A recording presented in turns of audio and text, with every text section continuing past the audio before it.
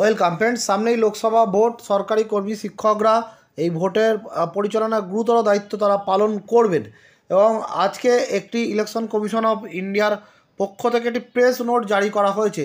দেখুন, 11ই মার্চ 2024 এই press note যে বিষয় জারি করা হয়েছে। আজকে Election Commission of India Rajiv Kumar তিনি 2100 জন অবজারভারকে নিয়ে মিটিং করেছেন। সেই মিটিংয়ে বেশ কিছু ডাইরেকশন দিয়েছেন, এই যে ছবি দেখতে পাচ্ছেন মিটিংয়ের, এবং বেশ কিছু ডাইরেকশন দিয়েছেন যেটা পোলিং পার্সোনাল, আপনারা যারা পোলিং অফিসার হবেন, প্রিসাইডিং অফিসার হবেন, তারা অবশ্যই দেখে রাখুন। এছাড়া আর রাজ্যের সরকারি কর্মচারী বা শিক্ষকরা আরও যে অন্যান্য দায়িত্বে থাকবেন তারাও দেখে রাখুন যে ডাইরেকশনগুলো কিন্তু অত্যন্ত গুরুত্বপূর্ণ।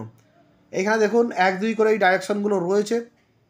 যে ডাইরেকশনে বলা হচ্ছে, যে আমি বাংলায় বলে দিচ্ছি, যে 1 নম্বরে যেটা বলা হচ্ছে যে ইলেকশন কমিশন অফ ইন্ডিয়া 2100 জন অবজারভারকে যেটা বলেছে যে তারা যে পার্লামেন্টারি কনস্টিটিউশন অর্থাৎ লোকসভা কেন্দ্রের দায়িত্বে থাকবেন তার বাইরে যেন তারা না যান, সেই এরিয়ার মধ্যেই যেন তিনি থাকেন এবং সেটাকে ট্র্যাক করার জন্য জিপিএস সিস্টেমও কিন্তু লাগানো হবে।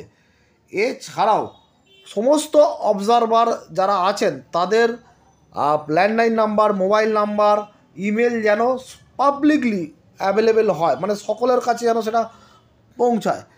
তার কারণ কোনো গ্রিভেন্স কেউ যদি জানাতে চায় বা কমপ্লেন জানাতে চায় যেন দ্রুত সেটা জানাতে পারে, সেই জন্য কিন্তু এটা করা হয়। এবং বিভিন্ন মাধ্যমের, প্রিন্ট মিডিয়া হোক বা ইলেকট্রনিক মিডিয়া হোক, বিভিন্ন মাধ্যমের সেইটাকে ছড়িয়ে দিতে হবে যাতে সকলের কাছে অ্যাভেলেবেল হয়।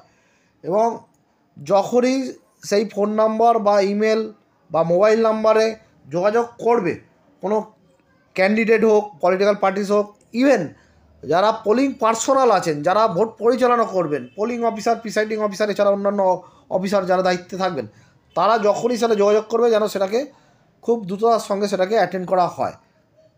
এইখানটা আপনাদের অনেকটা দেখে রাখা দরকার আছে।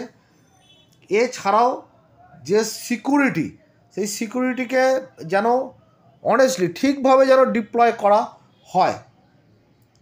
এছাড়াও ইলেকশন চলাকালীন যত দূর সম্ভব as far as possible maximum polling স্টেশনকে ভিজিট করতে চেষ্টা করবেন এবং পোলিংয়ের জায়গা ভেতরে ঢুকে সেই সিচুয়েশনগুলো দেখার চেষ্টা করবেন।